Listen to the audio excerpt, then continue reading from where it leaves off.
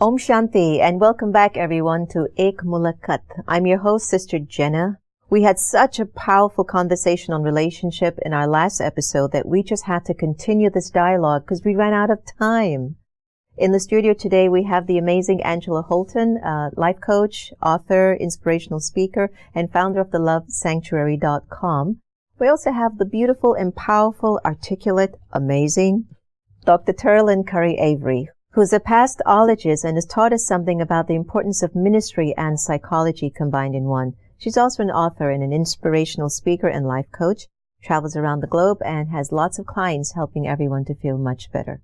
In our last episode, we spoke about our relationship with God, and it went very deep, even things that I wanted to even understand about my relationship and connection to God as I study more at the Brahma Kumaris and understand our path, but also the path of everyone else. One of the things I've come to learn is you can't really say I have a relationship with God if you're not getting along with anyone. And I know I've seen this time and time again because I've seen where people say, I have God, I don't need anyone. Yeah.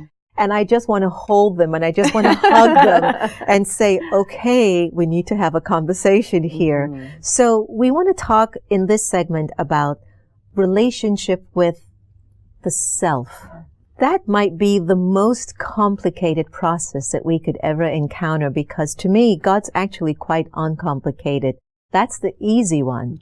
But it's interesting that we find the relationship with God, it can be complex. Especially when we start to talk about our gods with one another, mm-hmm. we start fighting with each other about this because there's something happening in the soul at a much deeper level. Mm-hmm. So where do we begin to really cultivate a relationship with ourselves when we've been ignoring ourselves for so long, and if you're like me, for so many lifetimes?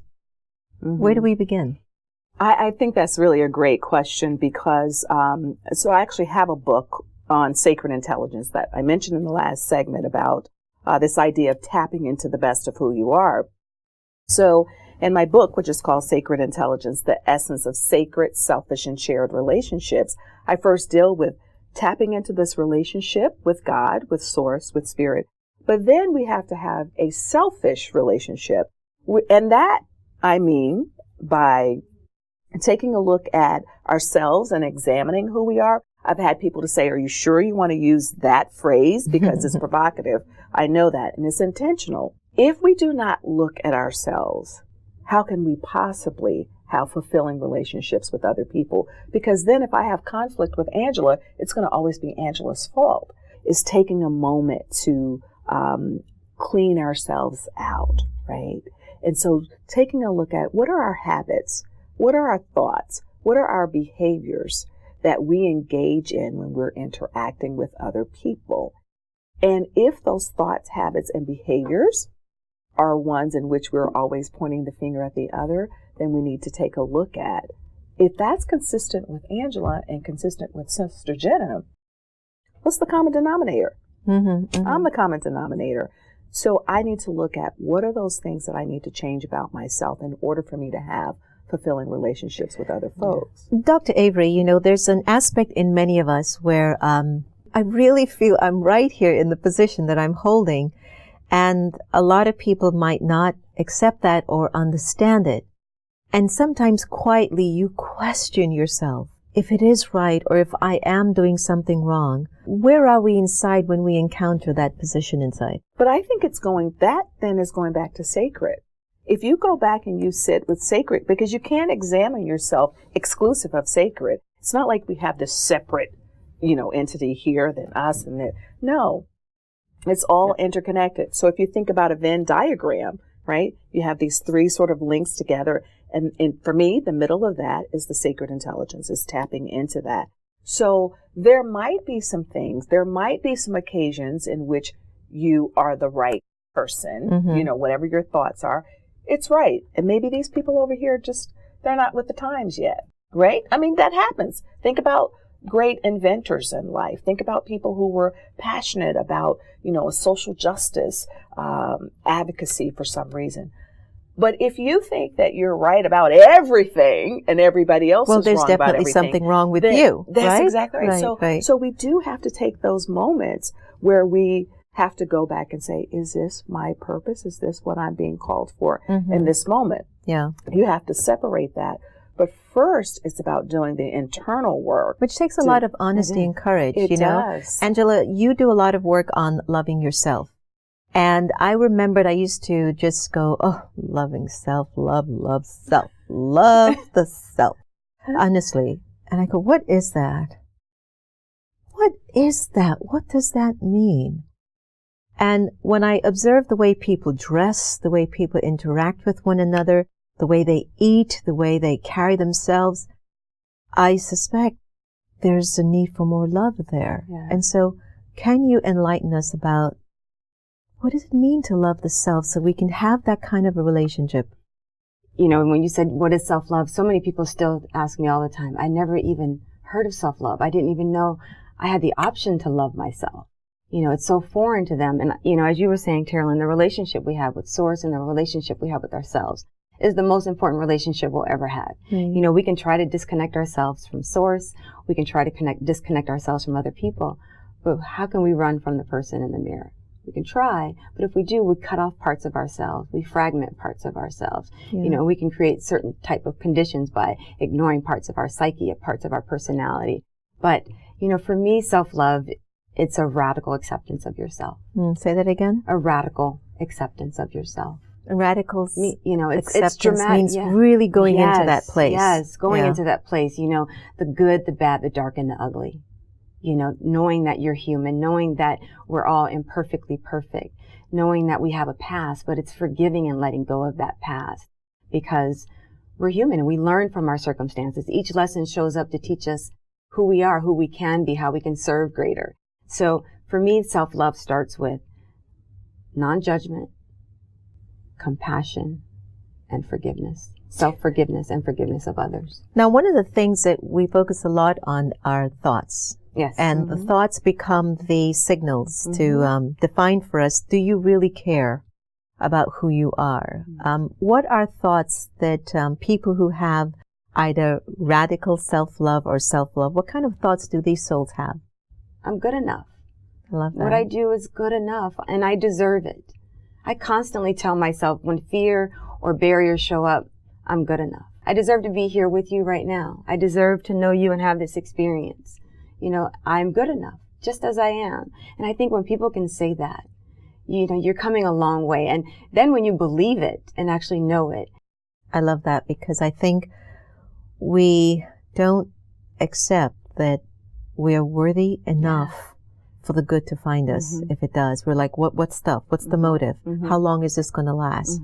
And we try to take until it gets exhausted and there's nothing left, which basically sometimes symbolizes that I don't think I'm good enough because I don't think it should last this long. And I think that a part of the problem with that is we have to keep going back to the sacred. I always feel like we have to be in tune because if I believe that I am divinely created and loved unconditionally, I'm going to love myself. And it doesn't matter what you say and what you say. I can reject that.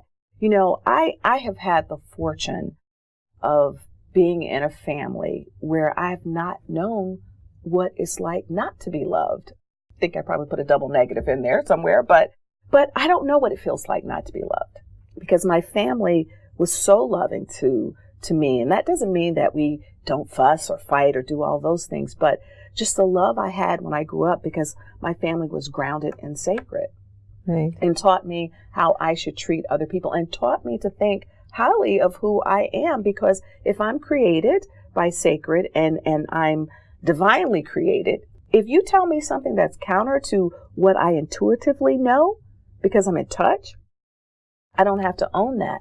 But unfortunately, a lot of people, particularly with religion, because religion can wound people, I also do work with people who've been wounded by religion, is because we use it in a way to keep people down instead of people being connected individually with Source. And so when we are connected, we can always keep going back to say, how do I understand who I am? But how do I also understand who other people are? And how do I not own their stuff? And that's a part of the self-love. When I know someone is responding to me out of their own stuff, I don't have to receive that. Yeah. Well, do you find that self-love, in order to get back to that space in you, there's a requirement for deep inner silence? And I ask you that because we're in India, and it's been a wonderful experience. It's your first time, and Yes. we're at the headquarters of the Brahma Kumaris in amazing Godlywood studio. Mm-hmm. You speak over and over again about the beauty of the Indian people, Yeah. and the smiles and the care and the kindness. Do they have self-love? I think so. And, Yeah. you said something about, awareness or, mindfulness. And I believe to love thyself is to know thyself. And in those thoughts that we keep, whether they're negative thoughts, one of the things I do with my clients is when those negative thoughts show up, I help them trace back the derivation of that negative thought. Where did you first hear that negative thought? Are you that thought? Do you believe you are that thought? And I help them deconstruct the genesis of that thought. Oh, I first heard it when I was in the 1st grade or the 3rd grade when my teacher said, oh, you can never do this, little Johnny. And then they realize that they've perpetually carried on this belief and believe this is who they are. But then when you can help people realize that it's just a thought and I can choose something differently about myself, and they actually choose a loving thought, and they start to spend time and intimacy with that thought, yeah, love grows and expands. And so I can't imagine, and I just want to go back to, I kind of went off subject here, but people here in India, absolutely. I feel love just the way they look at me. Exactly. So I don't think that could emanate to me if they themselves were not. Now, I'm not arguing with TSA or the police officers in America, but I'll tell you, I have never bumped into a miserable-looking police officer in India, nor a customs officer in India that they just go, Om Shanti, and they're actually like coming from Brahma Kumaris. They know where you're coming from, they know what you're up to, and I'm like, why is it that passing through customs doesn't feel like you're being interrogated for something you don't even know what you did? I know people who are afraid to go through customs in the States. They have a fear of returning back to the States and going through customs. Really afraid because of you already felt like you've done something. So I just want to go back to this because, as you know, my brain is always pondering something. And you ask a question. You said, are people in India, do they practice self-love? And it's a question I've been thinking about in general. I've been thinking about mental health in India since I've been here, because I do feel the strong vibration of love and purity, etc. But I also know that sometimes people do forget that. And I believe that there are people in India who perhaps forget that. And so there might be times when they are feeling unloved. Maybe it's based on where they are in society. Maybe it's based on their own forgetfulness of Baba, right? And that Baba's love is for everyone. And I believe it's important for us then to take a look at how do we help them? How do we not just assume that everybody loves themselves because they know that they're loved? We have to really take a deep look at people, because we actually did. There was one person when we went through security at the airport here. She just looked like she was having a miserable time. 3:00 in the morning, it can feel like that. Right. And we were wondering about that. Because, she was just like, And so we thought about that. But the idea is to really, because we were talking about the self-love piece, is understanding that perhaps sometimes with our self-love, it requires us to remove even other people out of our space who don't need to be there. Or to check how you feel when you're in front of someone who might not be in self-love. All the time. Because then that's where the real opportunity comes in to really learn more about who we are. My dad's Indian. My mother's African. He was a Hindu. She was Roman Catholic. I'm raised in America. I saw my dad going to the temple, enjoying being with Krishna. Saw my mom going to the church, coming back crying. And I realized that this whole way of interpretation of God is a personal choice, right? But I also learned when I started to come to India, there was something very unique in my observation of coming as an outsider in, because I wasn't raised here.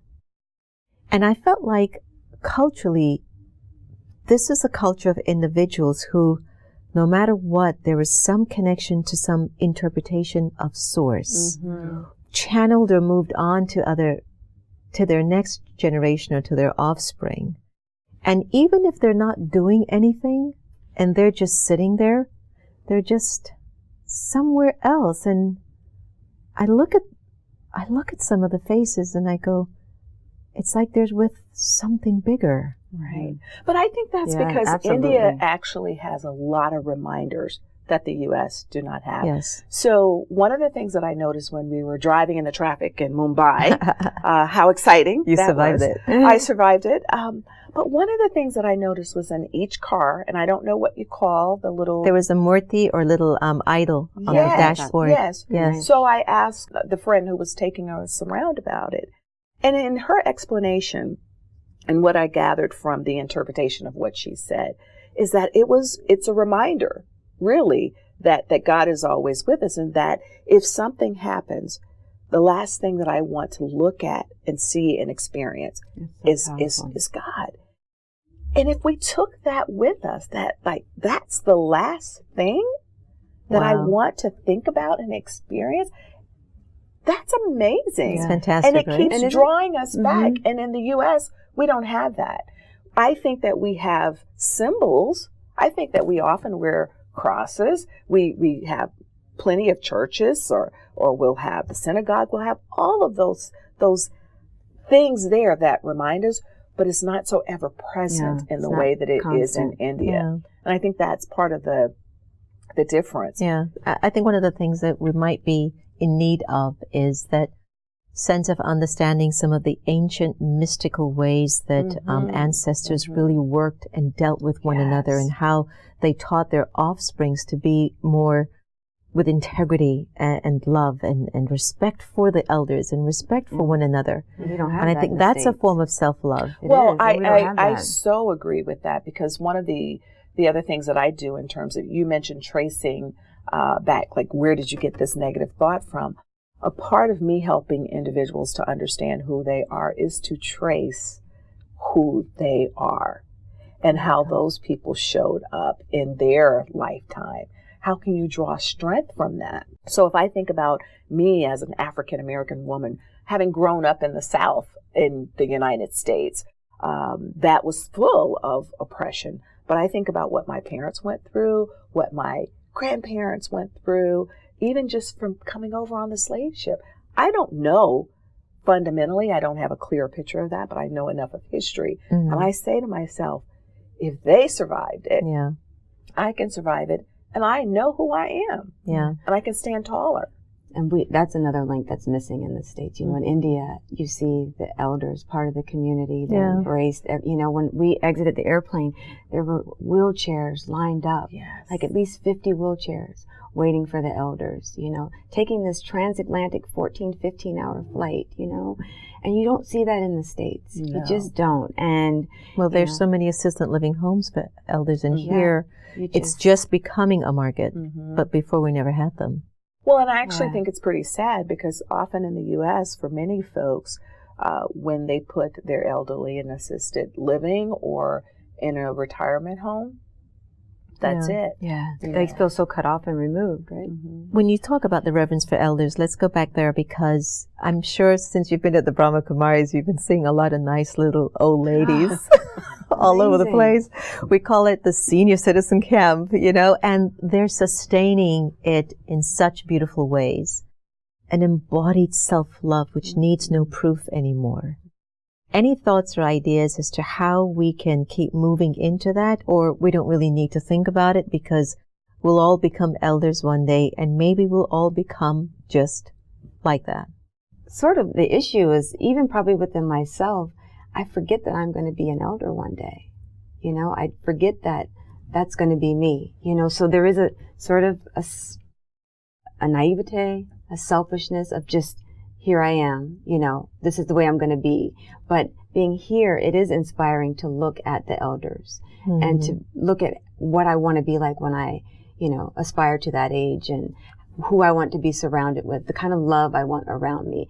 And, you know, each day as I can only do my best to show up as the greatest version of myself and to serve and help other people show up in their greatest selves as well. And I hope that when I'm that age that I can also sit with that contentment. I've shared my love and I've shared my passion, and I would hope that Source is saying, job well done. That's my goal. And that's, for me, reaching purpose in my life is the greatest gift I can give back to Source, to God, and the greatest gift to myself. So I hope when I'm that elder, I can sit back and watch everyone else and say.